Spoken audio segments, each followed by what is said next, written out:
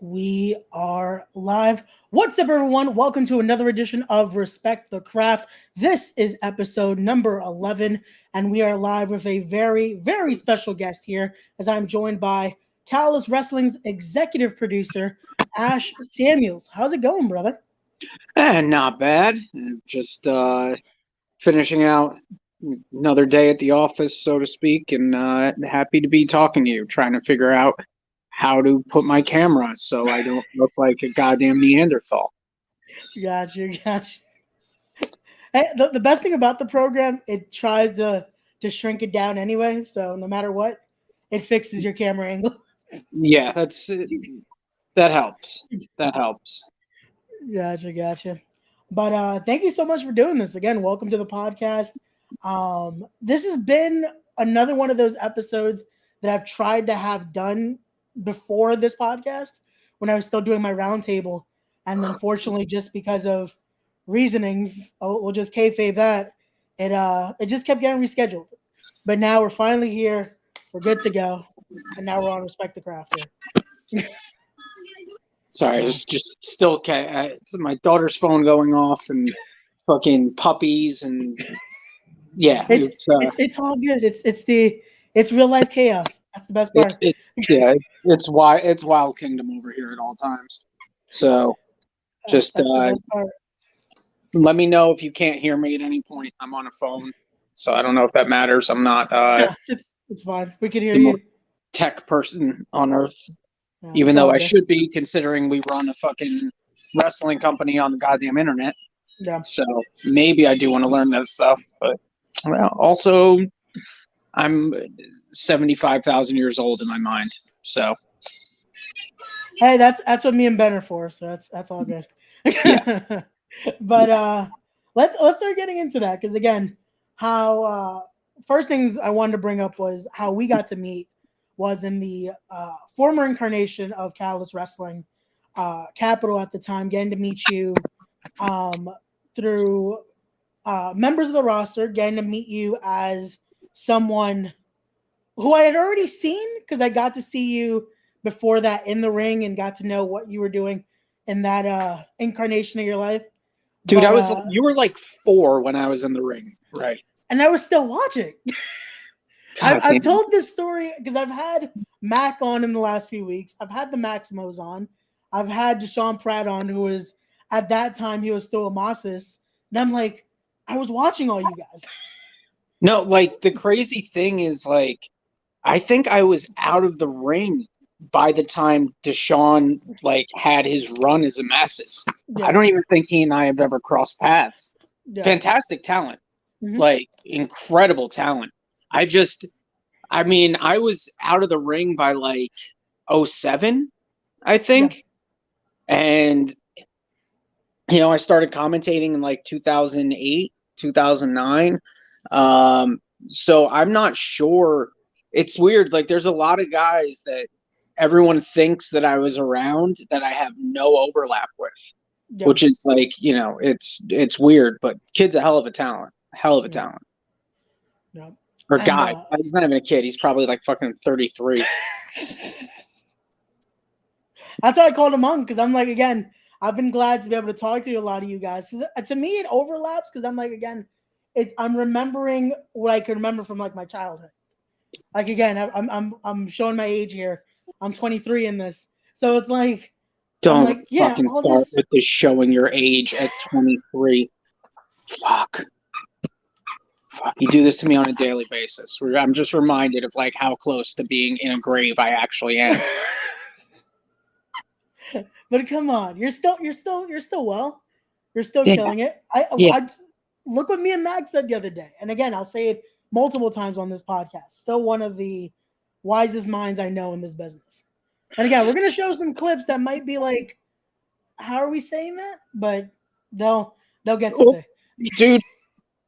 I appreciate that. My wisdom comes with decades of fucking up, which is how I really, got to where I am right now. I don't think I could have gotten to where I am right now without all that, and I appreciate it. I really appreciate it. I appreciate what Steve said. It meant so much coming from him, who I've known since I was, I think, 16 years old. You know, like it means a lot. I really appreciate that. So yeah, what you were saying? Sorry, I'm rambling. No, it's all good. Again, that's the point of the podcast. If not, we have no combo here. So ramble all you want. So just vaping on camera. I'm just unprofessional as all shit. It's fine. I don't think any of the platforms care about that. People have done worse on here. So, so it's all good. It's still wrestling. Yeah, it really is. Hey, Reefer was smoking live at their Hammerstein. So I think no one's going to care about this. It's New York. No one's Dude, I was shocked the last time I went to New York, like the level in which no one gives a shit. Yeah. Is pretty incredible. You know, like for an old man who used to, like, the littlest bit would get you thrown in jail and screw up your life, now where it's just like, you can't even take my kids to crowded areas half the time. It's like, 15 people are just smoking a blunt here. Yeah. You know, so it's wild, man. It's progress, you know. Yeah. It's legit because, again, like I said, from what I got to see you, this is how I got to get introduced to Ashe. We're going to show the picture here. So we're going all the way back to it. God. And we'll show the whole roster of guys. I tried to get individual, but I was like, let's just show a whole picture here. Again, to see guys like who now, again, are still some of the guys that are killing it today. You got Hydro in there, who's Jay Lethal XL, who has his own thing going on. So many others. And it's like that gimmick of you guys, it became now almost a common thing in wrestling. Like you guys were, it was the drugs and all that and doing the moves. And it's like, that's killing wrestling. But now it's like, it's second nature in a sense. Now it is wrestling. Yeah. Always beware of someone who claims something is killing the business. No. Because it usually means that they're unwilling to keep up with the times. No. I will certainly say that. Like the guys who rant and rave about, I watched the David Schultz Dark Side of the Ring last night, and they swore that Eddie Mansfield guy was killing the business with this expose. And look at where we are now, 40 years later. Yeah. It just changes. It evolves. It's like everything else. Sometimes it's not for the best. Sometimes it is, but it's just the ebb and flow of existence. Yeah. In that sense, you know. In terms of us, like for the most part, we all hung out. Yeah. You know, like we'd all train at the JP school. I got on because of Deranged and Tony Lazaro, God bless his soul, you know, and as dragging my ass to a show in Pittsburgh because I had a car. And they introduced me to Gabe and went, "This is our boy Lee. He lives the gimmick." And Gabe took one look at me and went, "You have gear? Yeah. Okay. Go out with Special K tonight." And then I acted like I was on acid, and Doug Gentry popped, and then I had a job. Like, that's, you know, it was a different ballgame back then. That was cutting edge at the time. A bunch of kids, like none of us I think Dixie was the oldest, and he was like 21. Wow. Yeah. Whereas now, I mean, Nick Wayne just got a fucking contract at 16. Like, there's like 5 guys in AEW who aren't even 21 yet. Yeah. Colby Carino is 25 and he's been wrestling for like 20 years. You know, like this whole generation, Jordan Oliver, Casey Navarro, like they're all getting in so young now. Whereas when I was coming up, we were kind of the first class of that. Yeah. Special K, Jay and Mark Briscoe, Jose and Joel. You know, Red was a little older. Brian was a little older. But I remember standing next to AJ Styles at an ROH show and telling him I just graduated. And he asked what my major was, and I said high school. And he just shook his head and walked away. Yeah. And now, like, that's how I feel with, like, you know, we had the Wrestling Prodigies were supposed to be on the iPay-per-view for us. And I had to tell Malachi to stay home because he's 17 and he couldn't wrestle in New York. Like, it's wild. It's really wild that it's commonplace now and everything, but it's cool. It's cool to see. It's cool to be having the opportunity to serve as like one of many mentors to some of these kids. Like, it's super cool. Yeah. No, and it really, again, that's why I say, like, and again, I'm going to say it again here.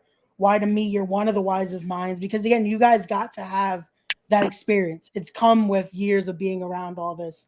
And again, I started hanging around the business and being a part of it. I want to say I was 16, 17, actively training at, I want to say 17, 18, around there. Once I knew it was legal to be able to get in the ring and all that. Yeah.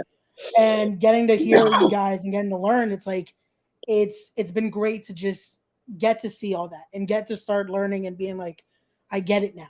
And it's still learning to this day. Like, when I've talked to all you guys, it's still like, you guys are still learning, but getting to pass on what you've already learned, it's great because it's helping that next generation of guys. Like, yeah, it's something I read that The Undertaker said years ago stuck with me, where it's the job of the older guys at whatever level. I'm nowhere near comparing myself to The Undertaker. No one say that. No one whatsoever. But once it gets to a certain level, like, of knowledge, it's your job, it's your duty to pass this on to the younger generation and preserve the business that way. Like, it really is. It's a privilege. It really is to be able to, have any part in helping mold the young generation and stuff like that. Like, it's super cool. It's super cool. And I also got to say, like, I really appreciate the guys like Homicide and G's and fucking Smokes, Loke, Ghost Shadow, like, who are so willing to impart that knowledge and help these young guys and work with them and, like, pass on what they've learned. And it's kind of an around the ball thing. Like, it's crazy seeing Jose and Joel coming back after, like, being gone for 10 years, it's super cool. And it's like, it's kind of where all these minds and people who were around when these styles were formed having any part in this next generation, guys who walked away decades ago. Literally, Ghost Shadow was gone for 20 fucking years or some shit like that. To be willing to come back and being like, okay, not only can we still go and we can still do this, but there's this whole group of young talent that we can help build up. Yeah. It's awesome. It really is. Like, it's something. And to me, it's great because when I've gotten to speak to both SAT and to Ghost as well, getting to hear them talk about how they are willing to talk to the new generation, be able to help. Because again, they could also come in and just be like, you know what, we want our spot back, and that's it. And it's great to see, though, veterans now are willing to pass on that knowledge because, again, they want to see the future of the business be a brighter one instead of just like, oh no, this is what we earn, that's it. Like, it's great. Like, someone like Mac, who from all ends of the camera, like, has a very solid mind for all of this. Yeah. And can still get in there and throw down. Like, to be like the amount that they're willing to take these young guys under their wing and to be like, hey, this is my guy, the same way that people did for us 20 years ago. It's kind of mind blowing. Like, I have to say, like, I'm just like privileged to be a part of it. And again, I never want this to be overstating my importance or my who I think I am or thought I was. Like, I'm just the guy who's been doing a thing in one way, shape, or form for a long time. Yeah. That's what it comes down to. But that does come with importance, especially for us. Again, like this has been the same thing I've gotten with every person I've had on that's done this for a while. They're too humble to the point that they disregard what they've done. And again, from the younger guys like me and others, we'll give you guys your roses and say you guys have earned that. That's why we keep saying it and saying it. Because again, without guys like you guys, there wouldn't be what we see now. Like again, a lot of guys claim it and they say, "Oh, without us, there's no this style. The fathers of the style of whatever how they say it." But it really is without that generation of guys, like again, Special K, without the Hit Squad, without the SAT, without Key and Homicide, without there's so many you could keep going, and it's like without that, you don't see the Jordan Olivers, you don't see the Casey Navarros, you don't see a lot of the younger guys that now are like. Again, they like me growing up watching all this.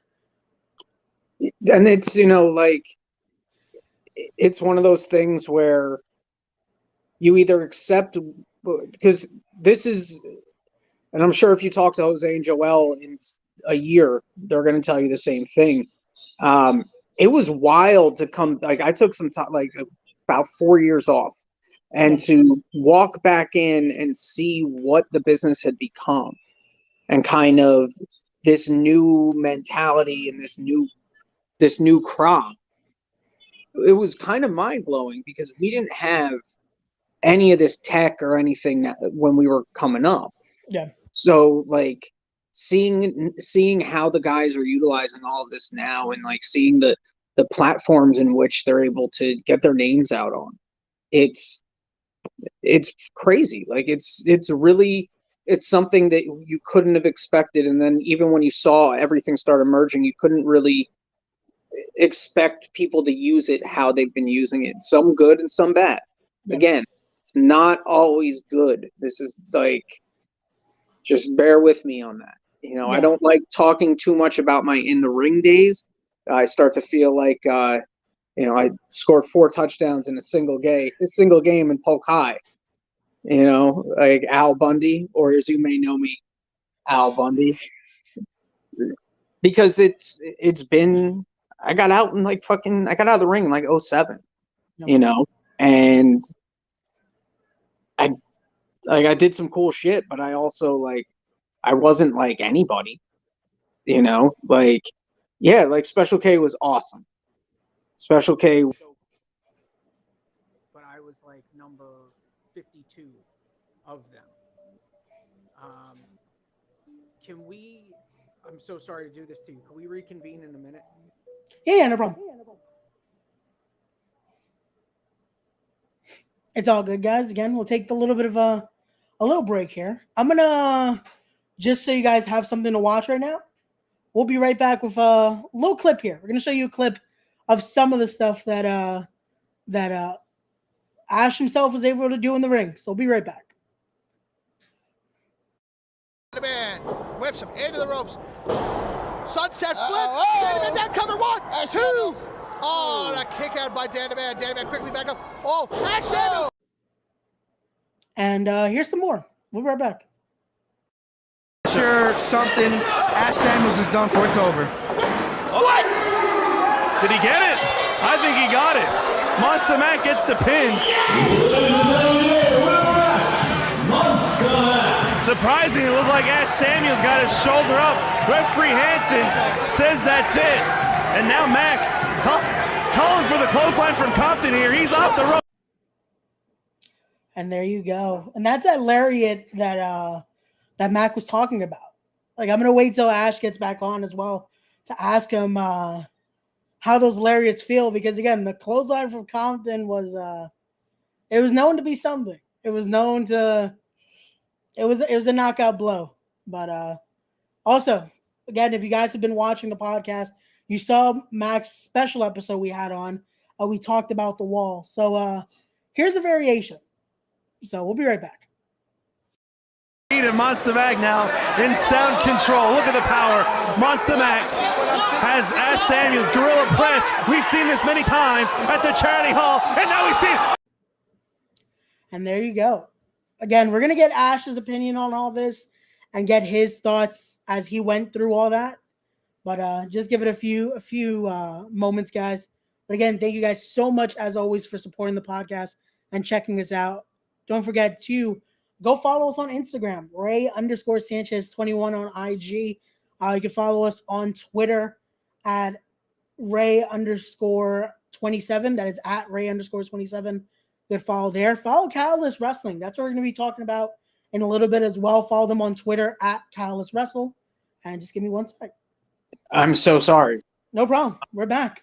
Yes, we're back. We're good. No problem. I had filler. Don't worry. I had filler content just to make sure. Wonderful. And, we're going to show you the clips I was showing them so you guys can see. Ray knows me well enough to know that I'm a train wreck. And something was bound to happen. So now that it's out of the way, let's rock out, man. Yep. All right, so here we go. This is one of the clips I was showing them that I had to bring something from Theo Max Vault. So here's some JAP footage. We'll be right back. And Monster Mac now in sound control. Look at the power. Monster Mac has Ashe Samuels gorilla press. We've seen this many times at the charity hall, and now we see. Oh my God! I remember. So Steve was scary sometimes to work with, but never like.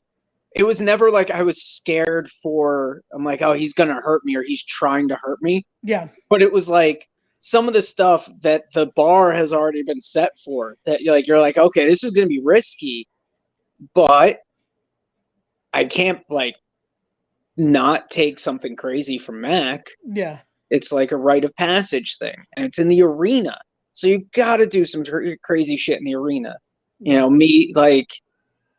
Misguided idiot I was back then with my fucking Che Guevara shirt on. Like, it's a nice socialism. Ooh. I know that's gonna piss a lot of people off, but oh well. But yeah, no, like that was wild. The arena, like, it was still so close to when ECW actually existed. Like, the arena, being in the arena was so wild. It was like one of those, holy shit, I'm wrestling at the ECW arena. Yeah. And I'm wrestling in front of like 1,000 people in the ECW arena.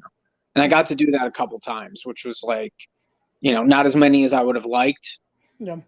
Also, kind of didn't deserve it because I was a complete fuck up. Like, high level. Like, I'm talking like professional level when I was like 18, 19 years old. But like to have the opportunity and to be able to, you know, work with someone who was easy to work with in that sense of like, yeah, you were going to get your ass beat. Yeah. But it was going to be smooth sailing around getting your ass beat. Gotcha. Yeah, like, oh yeah, look, dude, every time I wrestled Steve, I walked away with like my kneecaps a little fucked up and like my jaw hurts. And... I was gonna say there's another clip we got from that same match that I'm guessing this definitely messed up your jaw a little bit. We'll be right back. Sure, something Ashe Samuels is done for. It's over. What? Did he get it? I think he got it. Monster Mac gets the pin. Surprisingly, it looked like Ashe Samuels got his shoulder up. Referee Hansen says that's it. And now Mac calling for the clothesline from Compton here. He's off the rope. Yeah. Shout out to Hansen, by the way. Yeah. Having like a regular life and like he works for like Major League Baseball now and doesn't talk to anyone. Good for him. But yeah, that like the lariat doesn't just look scary. It's terrifying. Yeah. It's like Steve, you catch glimpses of Steve coming in for that lariat and like this is no kayfabe bullshit. Like this is serious. Like you're like, oh, okay, I'm about to get hit hard. Yeah. But the mentality was, and I know it still is with a lot of these young guys, like, did it look good? Yeah. Did it look good on camera? That's all I fucking cared about. Did it look good on camera? Did my bump look fucking overblown and ridiculous? Did the spot look fucking crazy? Like, you know, that's the game. Yeah. You know, it was, but it's like, it's so cool to me that, because again, I don't want to sit on my wrestling bullshit for too long. Like, you're going to talk to way more people with way cooler careers in the ring than mine. So to me, it was always like, you know, now I have Loke, who I worked with the when he was with the Carnage crew and I was a Special K, like at like 17, 18 years old. Steve, you know, who same thing, like 17, 18, 19 years old, working with him. Homicide. Fucking, I remember wrestling Homicide when I was 17 or 18 at WXW and forgetting everything because I was so excited to be in the ring with Homicide that I forgot everything I was supposed to do. So this, like, he was going to give me like 6.5 minutes. Super cool about it. 2.5, it ended up being 2.5 minutes. I took a lariat and a cop killer at the end because I forgot everything. Yeah. But being able to work with them now on the production end and like, you know, it's fucking awesome, dude. No, it really is. It really is something. Like, again, I'll say it from growing in it as the fan standpoint, getting to watch them, watch you guys, and then now at these shows outside of when I'm doing whatever it is I need to be done there, getting to talk with them and pick their brains, it's great because it's always that ever-growing process. And they're always willing to share because, again, they've traveled, getting to talk to Homicide and get to hear just his stories and get to hear like, oh, this is why we're going to do this tonight. We're going to do that. It's just like, okay, I'm taking notes because that's why I say with everyone that ever watches this podcast, a lot of the times, that's why I bring who I bring on here. You're going to want to hear these gems. And again, we'll talk a little bit again. We're going to be talking about the card for the pay-per-view. And I definitely encourage you guys hear how we break some of these things down and enjoy it.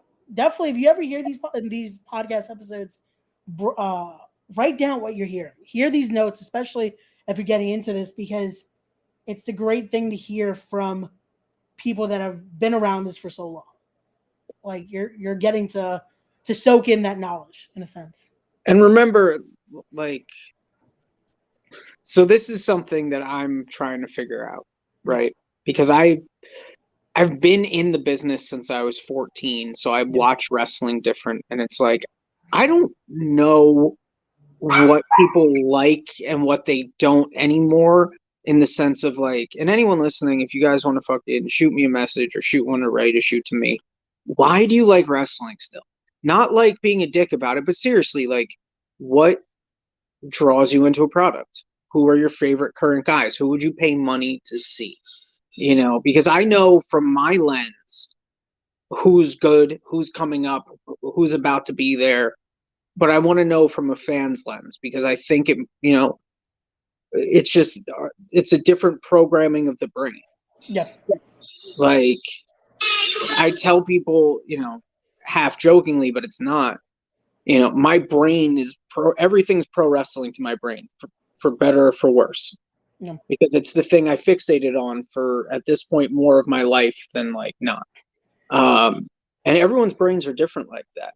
So I love talking to people who have different backgrounds but like wrestling, and finding out the why, the thing that they connect with, the thing that grabs them. Like it's super interesting because it's different for everyone. You know, like what got you into this shit is different for everyone.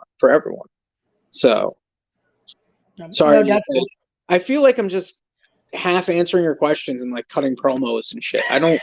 It's fun. Again, it's kind of what's needed, because if not, again, it's the just the question and answer portion. It's more like having these elongated answers. It's what makes this interesting.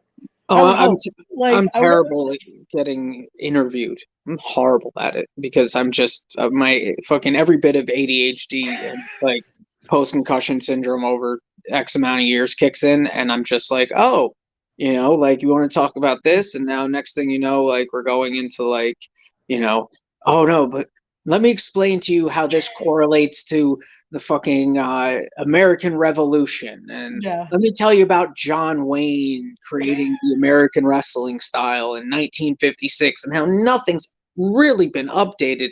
You know, I really, it's, for the sake of brevity of the podcast, I'm not going to get too much into my version of wrestling theory. Yeah. Because it could all, like, I'm Charlie Kelly with a fucking pinboard at a certain point. Yeah, we'll leave those for our conversations. Because again, this is, for anyone that's watching, this is usually how these combos go.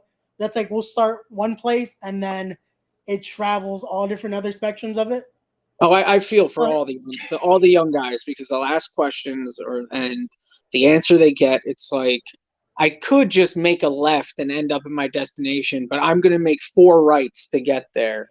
Yep. You know, and then you might get the answer, or you might need to ask me and get clarification. Yep. Okay, so what's next? Come on, be a host here and push me along. So otherwise, it's going to be this for another hour. This would definitely be it. So let's get into it. Let's talk about, again, the iPay-per-view is coming up soon. It's going to be, again, you can pre-order now, guys. The link is going to be in the description down below. But let's start talking about this, because it was an historic night that, again, if you were there live, awesome. If you sadly weren't, definitely you're going to want to check out the iPay-per-view, because it featured a match like this. You got to see the Callis Championship on the line with 2 of the best pure wrestlers going at it, with Darius Carter and Ring of Honor Pure Champion Josh the Goods Woods. A match like that, you getting to try to, I guess, put together and see it, how it flourished. What does that mean to you? What do you get when you see something like that? So I'm going to preface this with, I don't watch a lot of wrestling. Yeah. Because I don't like it kind of tainting my view of what I'm writing. Yeah. And like the cards we're putting together and everything. I don't want to unintentionally be influenced, right? Yeah. I did, however, watch Ring of Honor at points, because Homicide was there, and Zane Decker, who's our former director, who I think the world of and is an amazing talent, was directing. So I would check it out from time to time. And everyone within the industry was already telling me, like, check out this Josh Woods kid. Check out this Josh Woods guy. And I finally did, and it was like, fuck, man. He's got it. And then on top of it, he has one of the coolest finishes on earth right now. The reverse tombstone German suplex shit. Wild. And then you have Darius Carter, who is kind of this unsung pillar of the New York, New Jersey indie scene for the past, 8-9 years now, right? And on a back end level, fighting upstream against a lot of negative perception of him in terms of, his actual personality, and he was fighting upstream against that. On a wrestling level, the minute the guy gets through the ring, it's consummate. It's like, so many people lately that we've been having work Darius have mentioned to me after, like, he's good. Yeah. So many people that want to work Darius are guys that are like top guys. And the Carter group, this thing he's put together within the walls of Catalyst Wrestling, we'll call it, it's so hard to describe, because he's the middle ground between, like, Nino Brown and Ronald Reagan. Okay. Like, there's stuff that I've been clued in on that's going to happen with the Carter group. Like, I don't know how to talk right now, dude. I'm going to be fucking real with you. Like, I don't know if I should be talking in, character mode, or like if people want the, behind the curtain. So just like whatever you feel comfortable with. That's the best thing about this. I'm not. I don't. That's the problem. I don't. It's the problem. Like look, the Carter Group are in the process of becoming the fucking biggest capitalists in pro wrestling on the independent level. And they are Ron Starr, who has just excelled in this role as like financial advisor and, spiritual advisor to the Carter Group. Yeah. O'Shea Edwards, who we're going to talk about in a little bit, who is really, first off, for a guy who's only been in the business like 4 years, it's mind-blowing how good he is. Presence, look, fucking promos, like they're three incredibly talented people, and then when they're together, they form this thing that like is one of my favorite things to have been involved with as a whole. Like it's just so much fun working with them and watching everything come to life, because they're incredibly talented. And then this match with Darius and Josh, it was like Darius is one of those guys that needs people to see him. Yeah. He's also our champion. He beat Colby after a fucking 2-year run. Like, I want to make sure that as one of the executive producers or whatever it is, fucking title you want to give me. I know what my actual title is, but again, it's really, there's that old school part of me right now, dude, that's like, I'm not going to give the director's commentary. Yeah. But you want to present the biggest stage possible for them. Yeah. And you want to do it in a way where you can get a clean finish either way, right? Either he's going to lose the belt or he's going to hold on to the belt, but there's not going to be politics blocking that from happening. Yeah. And you could see it in this match. Like, again, I got to, in a sense, be front row for that matchup from my position that night, and seeing how it was almost like a play, how the crowd reacted to it. Like, again, like I'm saying, I'm not just selling it because we're there, but it's a matchup you're going to want to see for its full potential.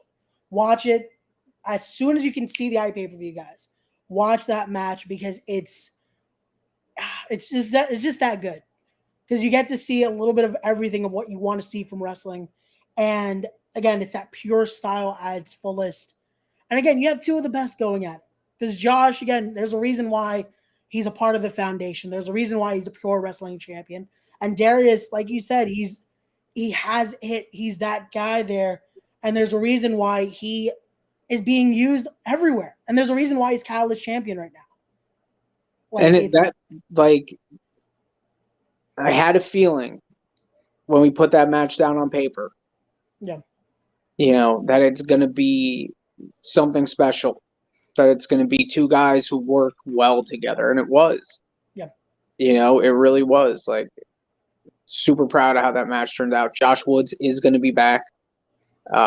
Josh Woods is going to be back a couple times at least. Like, we want him as a regular. Josh, if you hear this, we want you, buddy. Hell of a talent. Awesome dude. And then Darius, like, this is the beginning.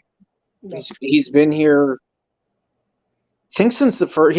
Darius was in the company before I was with the company. Yeah, it's been a few years. Yeah. And this is his first title run of any title. So it's gonna just be up from here. Yeah, definitely. Well, let's keep it going, because if not, we'll talk about just that match for another hour or two. Oh yeah. So definitely, again, those are both two guys that I'm in talks to get on the podcast as well. So we'll get their thoughts on it as well when that happens. But let's talk about it. We mentioned him with the Carter Group. Let's talk about this. That was the Bushwick Brawl. It was an anniversary match as well, because HC Loke's another one that's been doing this for almost 27 years now. Yes. Now it's a little over, because we're a few months after that. So I have to give both guys immense credit for this one. Yeah. Sorry, I'm taking you with me because I have to go get a charger. So I'm going to give both guys immense credit for this one, because they prepared for a Bushwick Brawl. Yeah.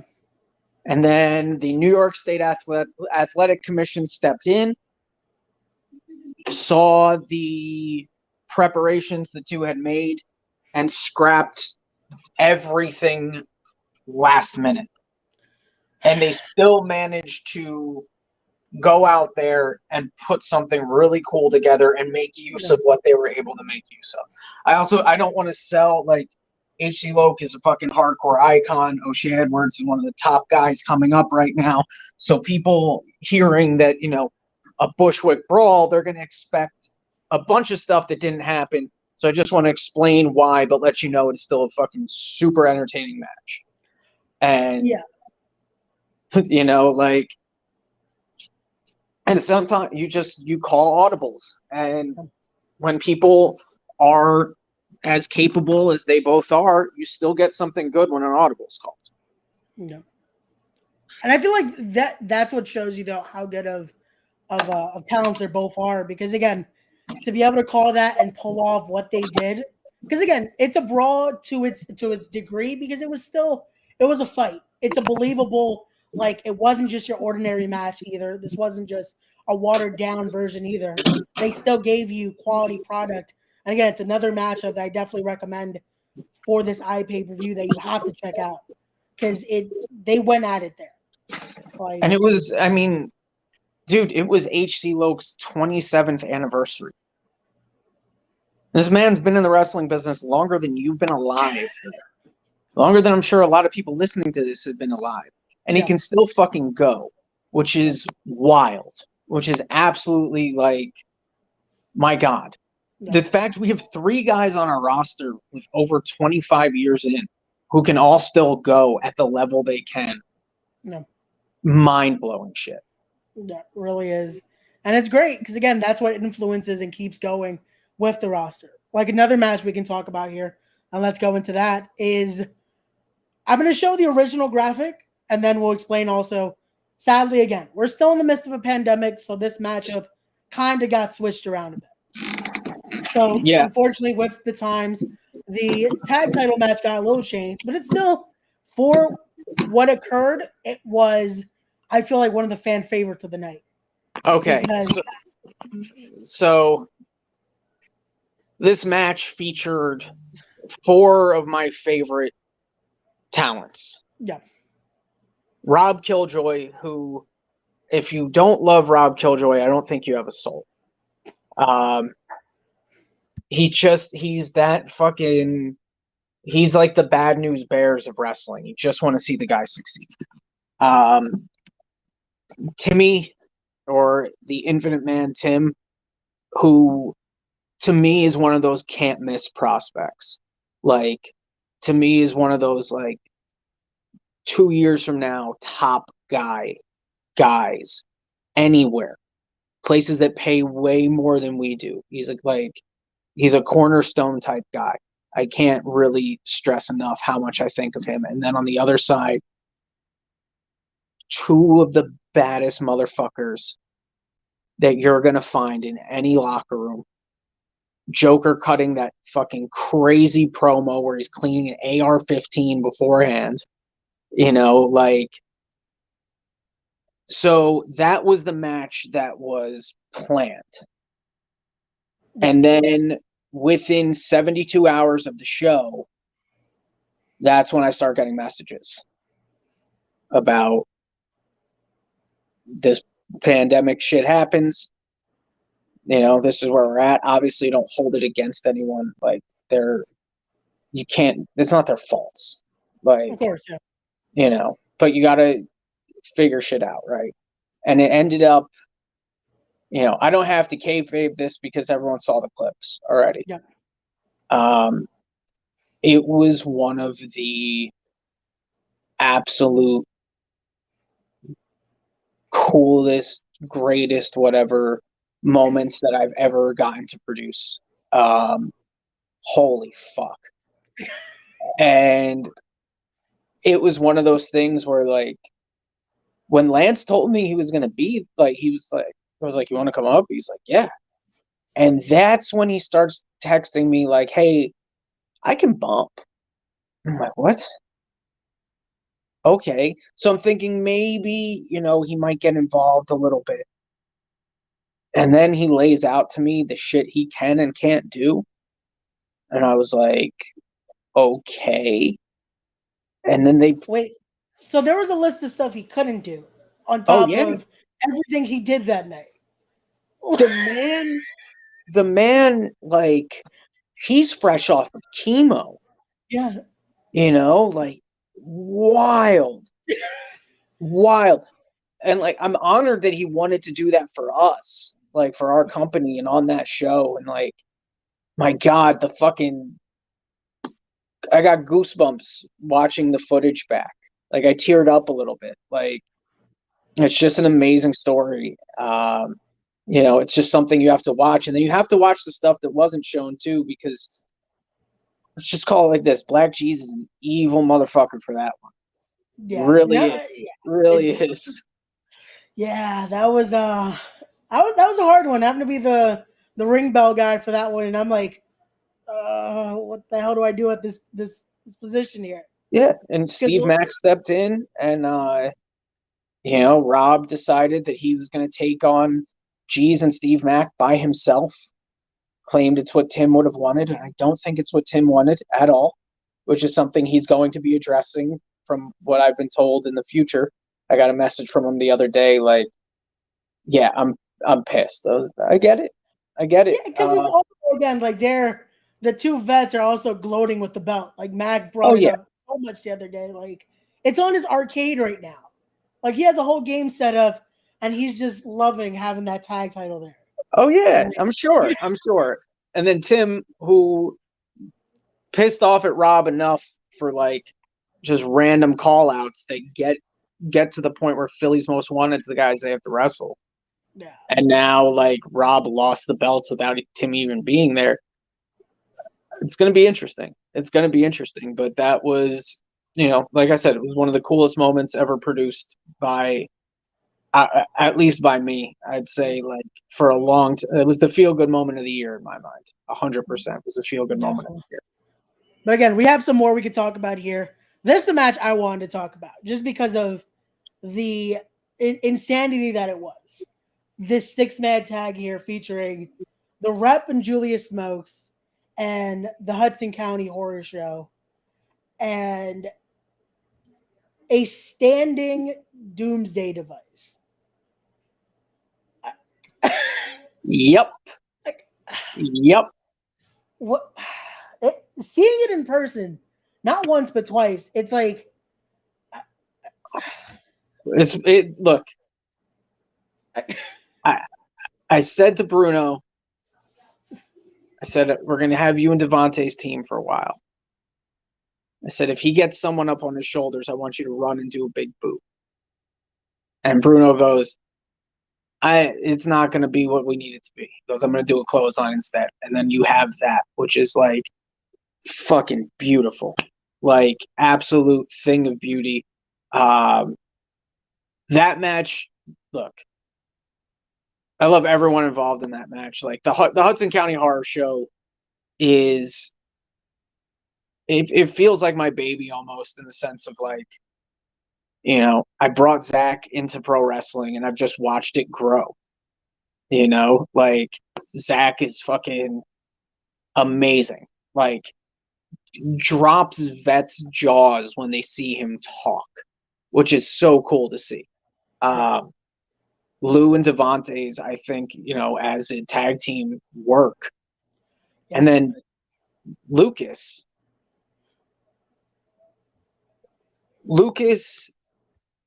is one of my closest friends. He's a huge dummy, just a huge dummy. Incredibly talented musician. If anyone listening to this, like, if you're in the Metro Pennsylvania area, go see Lucas DeSangro at his club dates. You can find him on his Facebook. But he's way better musician than he has any right to be. And he's becoming a pretty decent pro wrestler. The chemistry he has with the rest of the horror show and the way they all Bruno's a different Bruno when Zach's with him. You know, Zach's a different person. The Zach Amico that I'll do a podcast with is a different human being than wrestling Zach Amico. Yeah. You know, it's like the crazy thing, Devontae's, who another one of those, you've only been doing this like 3-4 years. What the fuck? And then on the other side, you have the Rep, which to me are the most underrated tag team on earth right now. And Julius Smokes, who one of the most entertaining men in pro wrestling. Someone who has been amazing to me since I was literally 16 years old. No. On a human level. And just someone who like really has a passion for this, for everything that in pro wrestling that we do. And again, like if you're not entertained by Julius Smokes, I don't think you have a fucking pulse. Yeah. It's hard not to pop when you see J Train come out and his promos. Like I was listening to the one before this on our TV in the last 2 weeks, and you have to just sit and watch. Like him cutting a promo, it's like it's great. Like everything he does, his mannerisms, everything is just like it's awesome to see. One of my favorite things that I've gotten to do in this company is have Julius Smokes and Zach Amico interact with one another on screen. Yeah. It's gold. And I can tell you that behind the scenes, the mutual respect those two have for one another's talent is really cool to see. But when you have those two on screen together, and then people forget that Jay's a wrestler. Yeah. People forget, like, yeah, he does the manager thing, and he's one of the best in the world at it. He's a legend at it. But the man's a wrestler too. He's a fucking damn fun one to watch. Yeah, he proved it with this one. Again, this is another match you guys have to watch because, again, we talked about that Doomsday, and yeah, Unk took that like a champ. So fucking yeah, and it's like I always love Jay. Jay will hit you harder than just about anyone, and no one expects it from him because he wrestles that old school. He's like, what's the best way to put this? He's like Junkyard Dog. If Junkyard Dog hits you like Kawada, yeah, like yeah, that's the perfect best way I can explain Jay. Yeah, like you watch him sometimes hit someone and go, oh my, that's like that hurt. Yeah, like that's like, you know, like I've seen Jay leave fingerprints on people's chests from chops. Like, yeah, he did it to Lucas. One of the first matches we had him in, you just see this. It's like, oh, that's gonna. Yep. And but again, like they all work so well together, and it was so great. It was so great to see. You know, and the story there with Anthony Gangone not being able to be at the show but calling in the rep.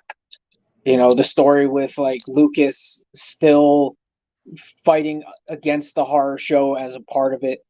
Watching how much the crowd loves Lucas. Yeah. Like that, you know, like all that. Like I think the world of that match and the guys in it.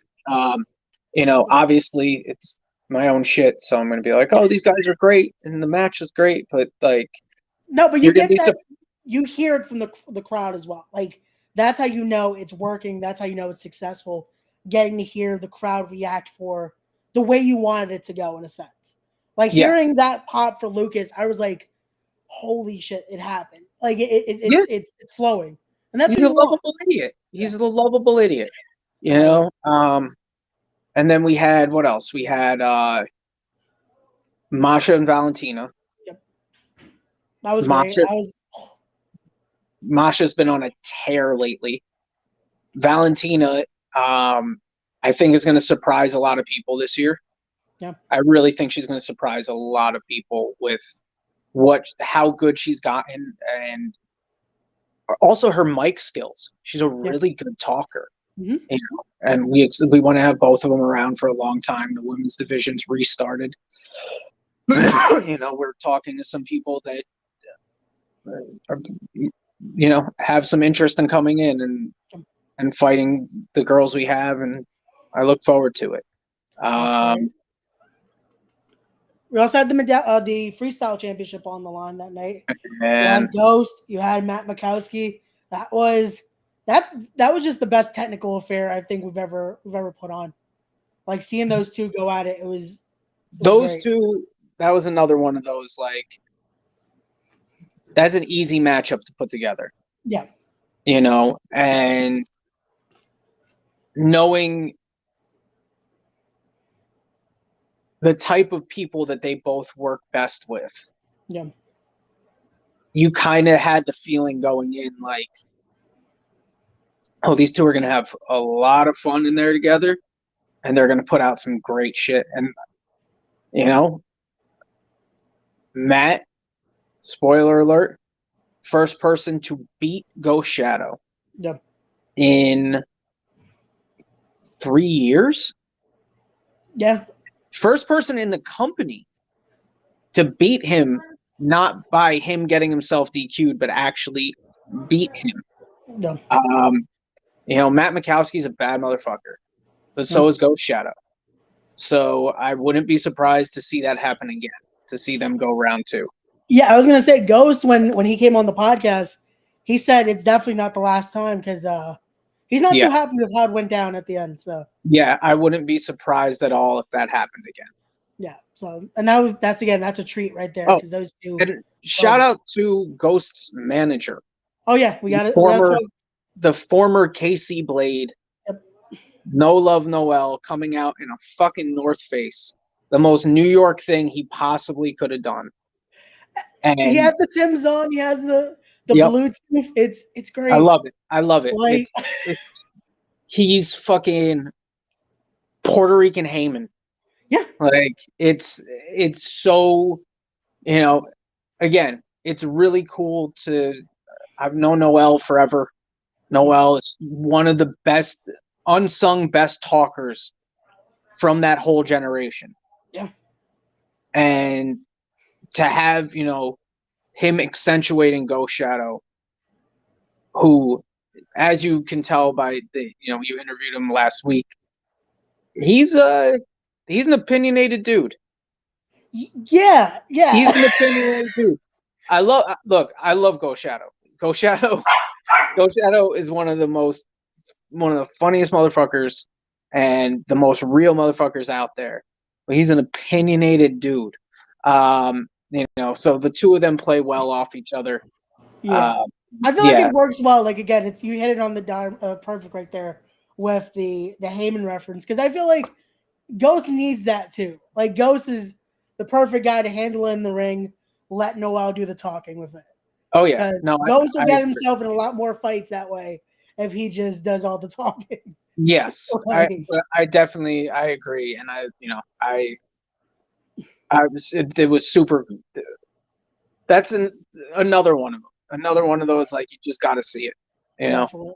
Well, let's talk about the matchup. Like, this was one of the most promoted just because of the historical elements into it, how important it was. Let's talk about the NWA Championship.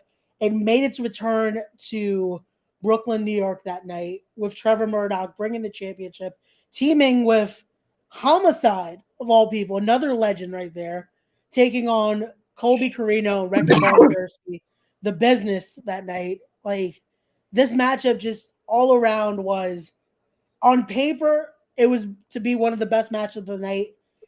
Live that night, I think the crowd just went bonkers seeing it. It was, I mean, Colby and Homicide are going to, I know that it's the cliche, they're going to fight forever thing. Yeah. But yeah, Colby and Homicide, it's whatever side of the fence they're on, it's always going to come to a head. No, really is. I feel like that's the thing. Even if Steve ever laces his boots back up, he'll get involved somehow too. The Carinos and Homicide are just destined to truly fight forever. Hatfields and the McCoys, and you know, and then Colby 2 shows ago took over what used to be Hot Boys International. But here and in the the NWA has aligned himself with Wrecking Ball, who is a giant ham-fisted lunatic. Yeah. So Homicide did us a huge favor in the process, because he reached out to Trevor Murdoch, the NWA heavyweight champion. So Catalyst Wrestling got to present for the first time in like 65. I don't know. That's Matt Ryan. He's the wrestling historian of the two of us. I'm just to me, nothing existed before the year 2000 and blah, blah, blah, blah, blah. I'm kidding. No, but like the first people in like 60 something years to bring the NWA title to Brooklyn, the first people since I think the New Japan show at the Garden to bring the NWA title to New York. And Trevor Murdoch, super cool dude, super easy to deal with. Super professional, and I want everyone to see the promo that him and Homicide cut beforehand. They both came out to the truth. Like he Brooklyned it up with Homicide. He had the bandana on. That was like, yeah. Homicide gave him the bandana. And just everyone needs to see that promo. That promo especially was just such a special moment. And then for Trevor and Homicide to come out with the bandanas over their face. Colby, who I cannot say enough good things about Colby Carino. Colby Carino is definitely, in the 3 years he's been with us, and this is an industry-wide thing, I think he's the most improved guy in the business over that time period. He's so fucking good. And he just, pro wrestling like seeps out of his pores. Homicide, like, this is 2 weeks before Moxley, or a week before Moxley. Yeah, it was a week before. And he didn't act like he had this massive match a week later. He laid everything out there. Homicide he's a goddamn legend. He's one of the best actual workers I've ever personally seen. And he, on the back end, brilliant fucking wrestling mind. Yep. Brilliant fucking wrestling mind. Yeah, and we got to come together and pull off this thing where that's the main event of the show, is Homicide and the NWA champion against Colby and fucking Wrecking Ball, who Wrecking Ball is like just a fun guy to watch. He's really he's kind of a throwback to the old like Vaders and fucking Bam Bam Bigelows of the day. Like, and that's what added, I feel like, another element to this match. So again, you have that historic championship there with the NWA championship. You're adding the NYC legend in Homicide. You're adding Colby Carino, who's basically, he is wrestling. He is a living embodiment of the prodigy of wrestling. You're adding their feud there. And then you're adding like the classic big man to it. Like, it just had everything, and it created this. Look, I love the NWA product right now. Like, I make sure, like, it's one of the things I watch more than most other wrestling. Yeah. In terms of you, like, you're always talking about, I'm like, okay, so he does still watch wrestling. I do sometimes, I do, especially with like, companies that we have a lot of mutual people between the two companies. We have like 5 or 6 mutual guys. Yeah. So I definitely want to keep up on like my folks, basically, like guys who, like it's awesome seeing like Colby and G's and Wrecking Ball and seeing Homicide like in his Terry Funk pants and fucking, like it's because it's presented differently than we present our stuff, right? And that's the thing to me that's kind of the coolest thing about wrestling now is there's no more box, right? There's no more this is what wrestling needs to be, or else it's not wrestling, it's blah blah blah blah Power Rangers, blah blah blah blah. No. There's no box anymore like that. So to see them presented in this more old school way over there, and then with us where it's a more, DIY type feel to it. Like it's awesome. It's awesome. I mean, at this level, the thing you want to see is your guys go other places and make money.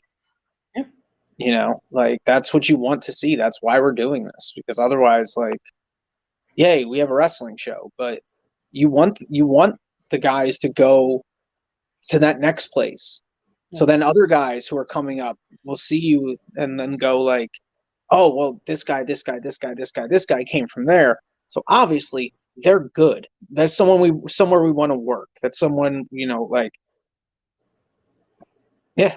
Yeah, it creates that domino effect. Like it's a great thing to see.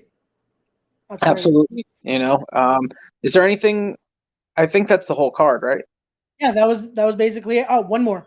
Oh. The Lucky 13 and Ray Oh Jazz God, match. yes. Yeah. So Ray Jazz is like an NCAA All-American duck to water type when it comes to wrestling. Like he's just taken to it so quickly. It's so great to see, because again, when you see athletes like that, like it's one of those that sometimes it translates well. He's one of those guys that it connected quick. Like you nailed it there. Like he definitely picked it up and has just elevated himself like crazy. Like Lucky 13 is hilariously another guy on this roster that I was actually in the ring with like 16 years ago. Okay. when him and Orange Cassidy were the New Jersey Dubstep All-Stars or whatever it was. So fucking good. So fucking, like, one of the most underrated actual wrestling wrestlers out right now. Yeah. Oh no, there was two other things we're forgetting. So there's this one, which is, Lucky has an amateur background. He's an amazing athlete. He's like 37 years old and still in killer shape, like better shape than half the young guys. And just an energy. See, everyone knows him for the death matches, and his promos are fucking hilarious. The last one for the show before this one, he was singing Island Boys. It's still one of my favorites I've seen so far. Oh, this and time I've gotten to watch Lucky for great. Like it's. Yeah, this time he got Ray Jazz confused with Ray J and watched the wrong tape. Like, just amazing stuff. And it's Ray's a guy we have a lot of faith in, and like we definitely see him as someone who could be a key player in the future. And Lucky is just one of those guys that, like, he's just so fucking talented and can kind of come out of nowhere and surprise you at any given moment. So, and then the other thing was Colby's kids, his actual students. Oh yeah, against Eric and Bobby, aka Eric Martin commits a murder. Yeah, I felt bad for the Drake brothers because they got killed that night. They looked good getting killed, but they got killed. Yeah. So, guys, the iPay-per-view will drop soon. Pay attention to this space.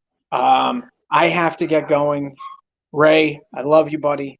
Thank you so much for having me on. Plugs. Yep. Watch our friends at Gas Digital. Chris Vega, Catalyst Wrestling's own Chris Vega, High Society Radio. Zach Amico, Zach Amico's Midnight Spook Show. He's got a cartoon out. Super cool. The Real Ass Podcast, and support pro wrestling. I want to say thank you to Matt and Brendan, my two business partners on this whole thing. And I look forward to doing this again with you, Ray. We can go a little more in depth. Definitely. Thank you so much, Ashe, for joining us. As always, guys, again, links are going to be in the description down below. Definitely go follow Catalyst Wrestling on Twitter. Go follow them on Instagram. Links will be down below, including to where you can check out the iPay-per-view, because, again, you're going to want to go see all those matches we're talking about and so much more. But, Ashe, thank you so much for coming on. This has been great. As always, guys, don't forget to be wise, be genuine, be real, be better people, and respect the craft. We'll see you guys on the next one.